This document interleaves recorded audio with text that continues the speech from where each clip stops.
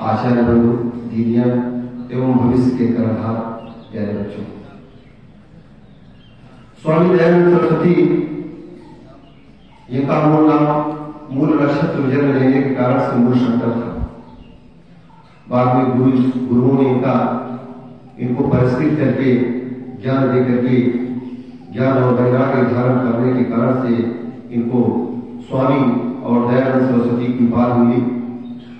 आज इन्हीं सारे बिंदुओं पर वास्तव में इनका जन्म 12 फरवरी को हुआ था, किंतु अपना जो हिंदी मास है वो फाल्गुन कृष्ण दशमी अर्थात कल रविवार होने के नाते आज ही मनाया जा रहा है। इसलिए इस अवसर पर हम अपने विद्यालय के सामाजिक विज्ञान के विद्वान आचार्य श्रीमान संदीप जी से आग्रह करते हैं कि स्वामी दयानंद सरस्वती के विचार पर अन्य बिंदुओं पर अपने विचार प्रकट करने की कृपा करें। आदरणीय संदीप गुप्ता जी।